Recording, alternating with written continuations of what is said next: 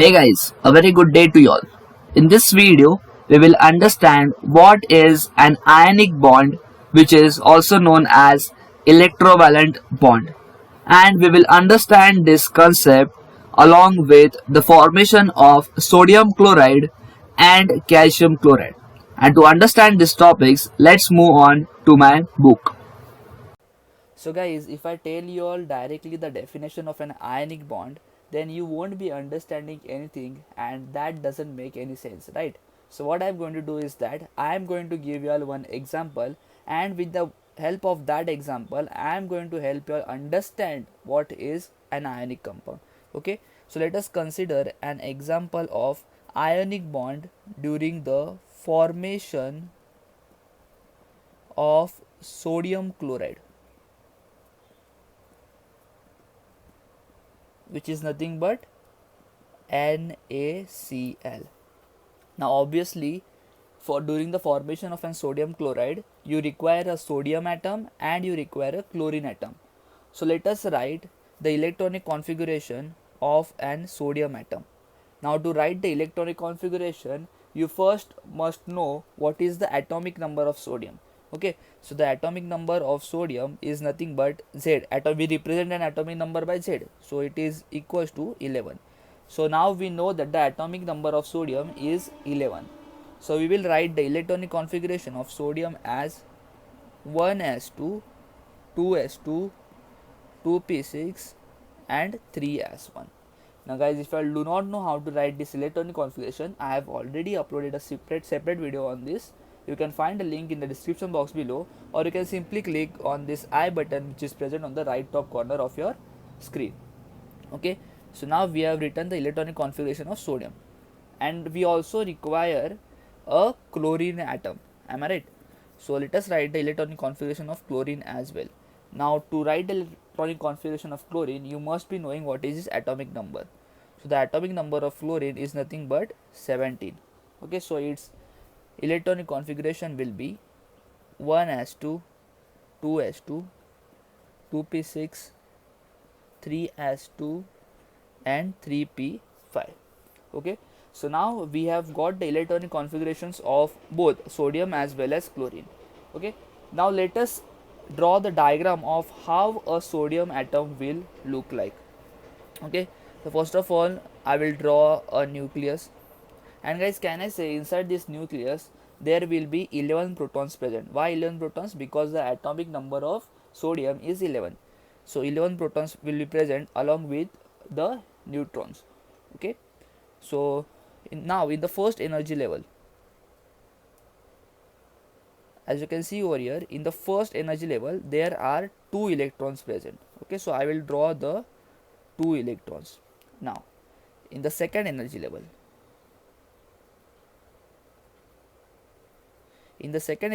can I say there are 2 plus 6, total 8 electrons present. So I am going to draw the 8 electrons. Guys, my drawing is a bit bad over here, please understand. Okay, so I have drawn the 8 electrons which are present in the second energy level as well. Now in the third energy level, as you can see over here, there is 1 electron present.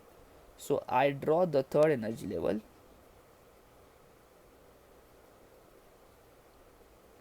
and I will draw this 1 electron. I am purposely drawing with the help of a different color because I want to explain you all. Okay, so let me highlight this electron. Okay, so this is the electron which is present in the outermost energy level, that is nothing but the third energy level. So guys, we have also got the diagrammatic representation of sodium atom. Now let us draw the diagrammatic representation of an chlorine atom. First of all, obviously we need to draw the nucleus. So in the nucleus, guys, can I say there will be 17 protons present because the atomic number of fluorine is 17. Now in the first energy level, guys, can I say there are 2 electrons present. So I will draw the 2 electrons. Now in the second energy level,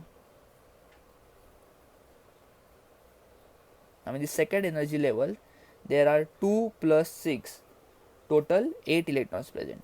So these are my 8 electrons that I am drawing. Now in the third energy level. Guys, can I say in the third energy level there are 2 plus 5, total 7 electrons present. 1, 2, 3, 4, 5, 6, 7. Okay. Now guys, if I ask you one simple question, is the sodium atom, this sodium atom and the chlorine atom stable? The answer would obviously be no. Both the sodium and the chlorine atom, both of them are unstable, and as they are unstable, they now want to become stable. Now, when can they become stable? Now, according to the octet rule, they can become stable only when they have 8 electrons in the outermost energy level.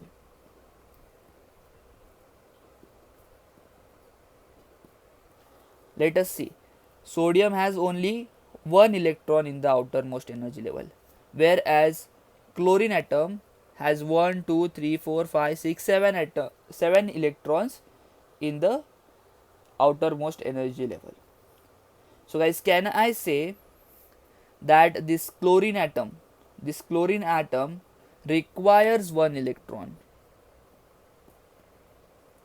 Why it requires 1 electron? Because when it gets 1 electron, let's say it gets 1 electron over here, so can I say now in the outermost energy level it will have 8 electrons, and according to the octet rule, now the chlorine atom will become stable.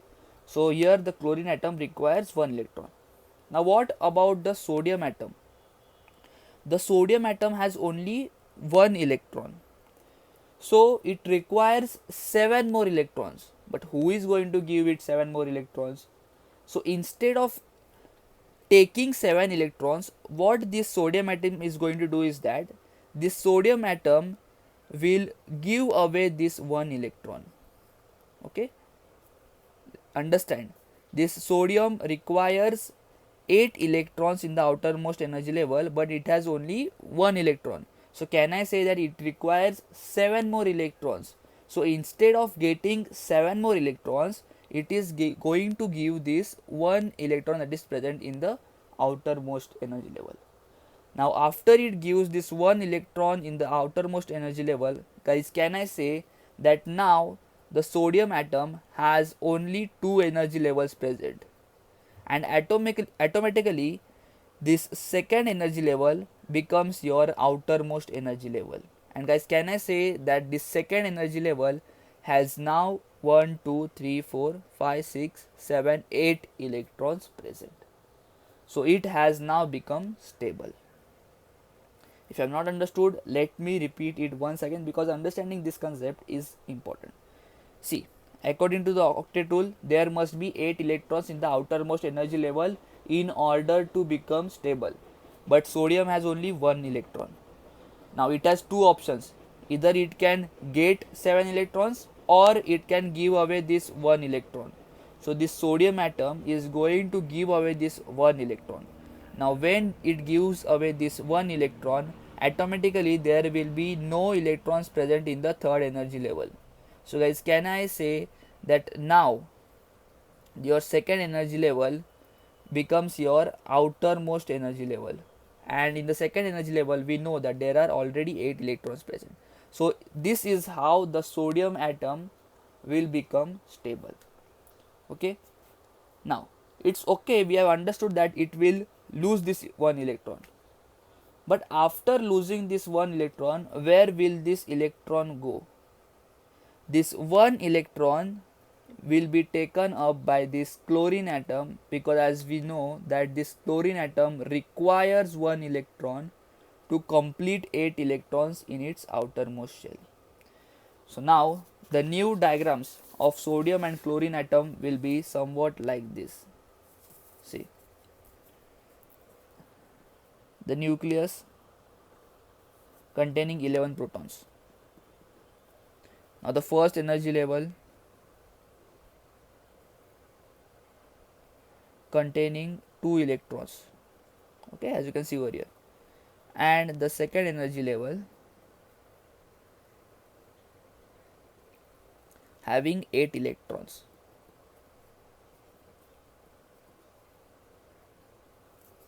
Okay, now this chlorine atom, no need to draw this one electron. Why? Because now this one electron has transferred from this chlorine atom, from this sodium atom to the chlorine atom. So no need to draw this one electron which is present in the third energy level.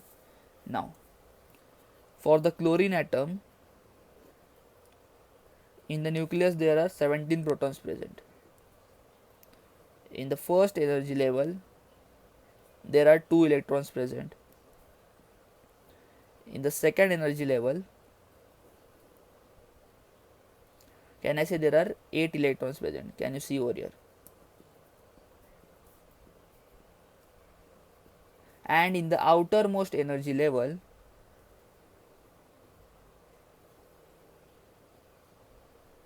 there were these 7 electrons present, plus it will gain this electron. Okay, so this electron will get transferred from the sodium atom to the chlorine atom.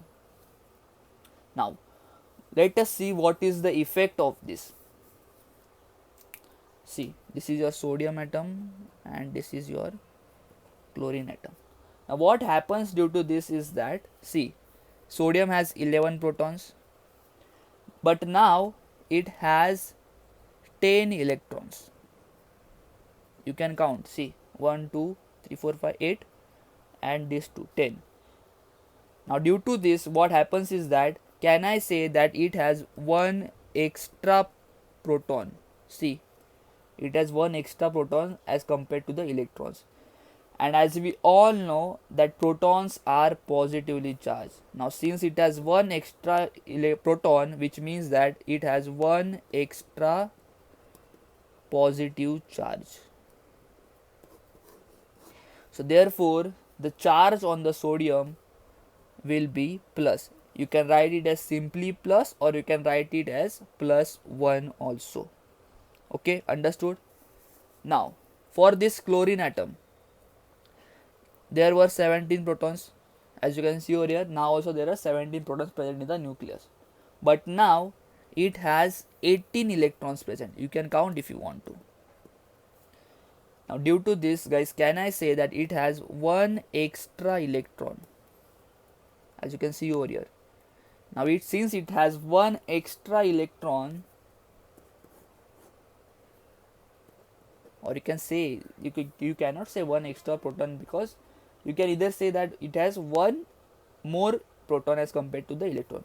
So here also you can say it has one more electron as compared to the protons. Now as we all know that the charge on the electron is negative. So guys, can I say that it will now have one negative charge? So due to this, what happens is that now this chlorine atom will gain a -1 charge. You can write it as -1, or you can simply write it as minus. Okay, understood? See, earlier it was having 11 protons and it was having 11 electrons. So the charge of the positive charge and the negative charge was same. Therefore the sodium atom was neutral. And for the chlorine atom also, it was having 17 protons and it was having 17 electrons. So the positive charge was equal to the negative charge, and due to this the chlorine atom was neutral. But here what is happening? This sodium atom has now one extra positive charge as compared to the negative charge. Therefore it gains one plus charge over here. And this chlorine atom has now one extra negative charge, and therefore this chlorine atom gains a negative charge on it. Now due to this, what is going to happen is that, since this sodium is positively charged and this chlorine is negatively charged, therefore there is an electrostatic force of attraction. There is an electrostatic force of attraction that is being developed between this positively charged sodium atom and this negatively charged chlorine atom. as we all know that positive opposite charges attract each other. So therefore it is obvious that the positively charged sodium atom will attract the negatively charged chlorine atom, and due to this force of attraction, electrostatic force of attraction between them, there is a bond created between them that is known as an ionic bond. Let me explain you all again. See, this sodium atom is positively charged and this chlorine atom is negatively charged. And due to this, what happens is that there is an electrostatic force of attraction created between the oppositely charged atoms. See, they are oppositely charged. This is positively charged and this is negatively charged. And due to this electrostatic force of attraction, there is a bond created which is known as a ionic bond. So guys, I hope you have understood what happens exactly during the formation of sodium chloride, and since there is an ionic bond formed, now we get a new compound that is nothing but NaCl. How we get a new compound NaCl? Because now they are going to attract towards each other and they are going to be held very close to each other, and we get a new compound that is NaCl. Okay. So guys, I hope you have understood what happens during the formation of a sodium chloride. So guys, if you still have any doubts regarding what is an ionic bond, then don't worry guys, because by understanding this one example, you will get clear regarding what is an ionic bond. Okay. So let us understand what happens during the formation of calcium chloride. Now obviously for a calcium chloride, you require an calcium atom. Okay, so let us write the electronic configuration of calcium atom. To write the electronic configuration, you must know what is its atomic number. So the atomic number of calcium is nothing but Z is equals to 20. We represent atomic number by Z. Okay, so its electronic configuration becomes 1s2, 2s2, 2p6, 3s2, 3p6 and 4s2. Similarly, for calcium chloride, you require an chlorine atom. So what is the atomic number of fluorine? It is nothing but 70, and its electronic configuration becomes 1s2, 2s2, 2p6, 3s2 and 3p5. Okay, now let us draw the diagram of an atom of calcium. Okay, so first of all we will draw the nucleus, and as we all know that in the nucleus there are 20 protons present. Why 20 protons present? Because the atomic number of calcium is 20. Now in the first energy level, guys, in the first energy level, as we can see, there are only 2 electrons present. So let us draw the 2 electrons. Now in the second energy level, as you can see, there are 2 plus 6, total 8 electrons present.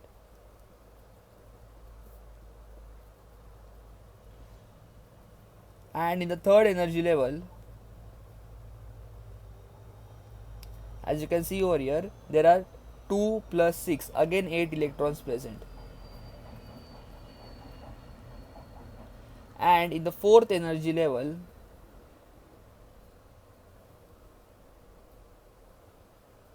there are, as you can see over here, 2 electrons present. I am purposely drawing these 2 electrons by a different color because I want to explain you something. Okay, now let us draw the diagram of chlorine atom. So obviously it will have a nucleus, and inside the nucleus, guys, can I say there are 17 protons present. And in the first energy level, there are 2 electrons present. Now in the second energy level,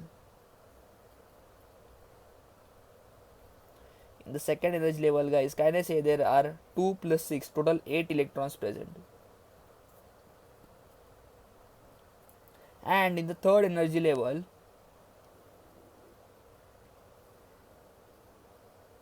there are 2 plus 5, total 7 electrons present. Now, is this calcium atom and chlorine atom stable?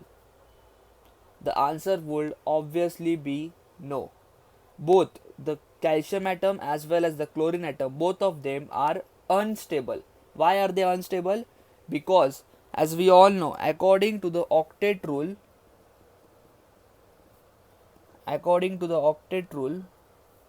we must have 8 electrons in outermost energy level.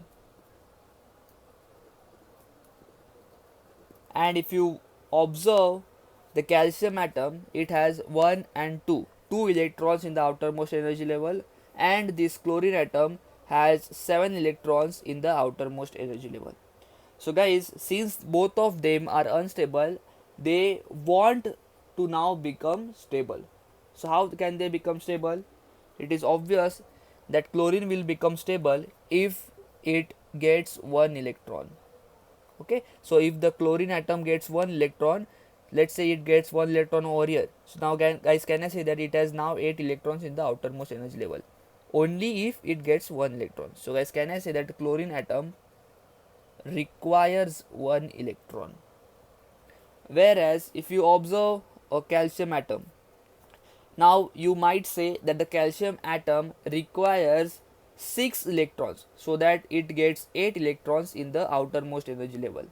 But what calcium atom is going to do is that it has another option. What it will do is that it will give away both these electrons, these outermost electrons. Okay, now what happens after it gives away these 2 electrons? Now after this gives away 2 electrons, guys, can I say now it has 0 electrons present in the outermost energy level, that is the 4th energy level. So guys, since it has 0 electrons present in the 4th energy level, ultimately the 3rd energy level becomes your outermost energy level, and as we all know, in the 3rd energy level there are already 8 electrons present. So in this is how the calcium atom is going to become stable and gain 8 electrons in the outermost energy level. So guys, I hope you have understood that chlorine atom requires 1 electron, whereas the calcium atom is going to give away, that is donate these 2 electrons. Okay, but after this calcium atom donates these 2 electrons, where are these electrons going to go? See, this 1 electron will go to this calcium atom. Why it will go to this calcium atom? Because as we all sorry my bad guys, this 1 electron will go to this chlorine atom. Why it will go to the chlorine atom? Because as we all know that this chlorine atom requires 1 electron.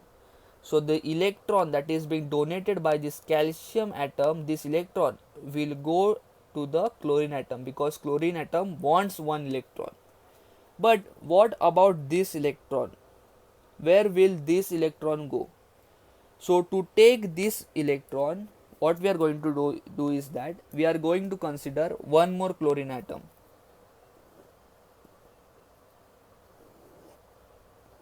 So we draw a 1 more chlorine atom over here.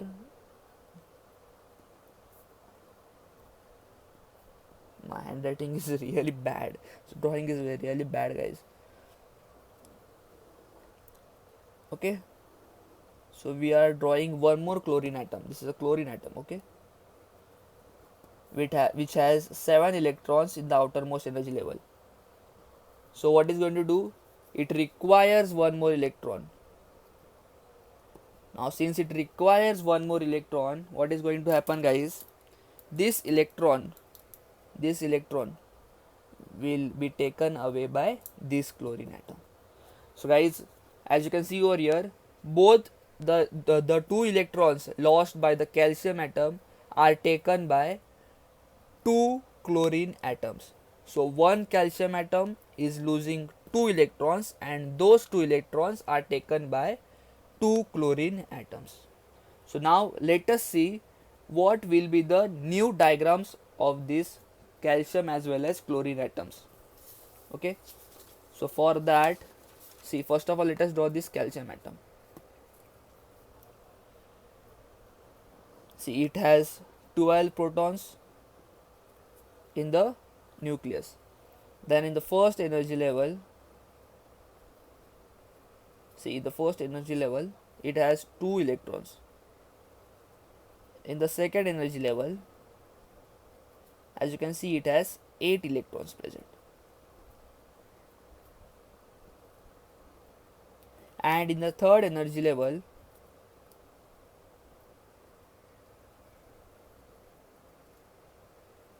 it has another 8 electrons present. And now in the fourth energy level, it has no electrons present, because both these electrons which are earlier present are donated by this calcium atom. So now there is no need for you to draw the fourth energy level. Whereas this chlorine atom now becomes 17 protons in the nucleus as it is. Then in the first energy level, it is going to have 2 electrons. In the second energy level, it has 8 electrons as it is. Now in the last energy level, there are changes. There are these 2 electrons, then these 2 electrons. Earlier it was having 7 electrons, but now this one electron gets added. Okay. Now if you want to represent this chlorine atom, how will you draw this chlorine atom? Just like this one only. 17 protons. In the first energy level, there are 2 electrons present. In the second energy level, there are 8 electrons present. Okay. And in the third energy level, there were earlier 7 electrons present, and now this one electron is going to get added. Okay, so I am showing this one electron that is added. Now what happens due to this? See, earlier this calcium atom was having 20 protons and 20 electrons. So as can I say that the positive charge is equal to the negative charge, and since the charges were balanced, therefore this calcium atom was neutral. But now it has 20 protons and it has now 18 electrons. Now due to this, what happens is that, guys, can I say that it has plus 2 charge more. The positive charge is greater by 2, so it has more plus 2 charge. See, it has 20 protons, which means that there are 2 protons. 2 protons are extra. So guys, can I say it has plus 2 extra charge. Okay.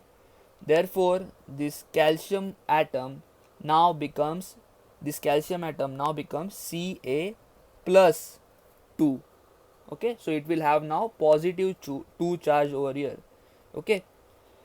After that, this calcium atom earlier has 17 protons and it has 17 electrons. Okay.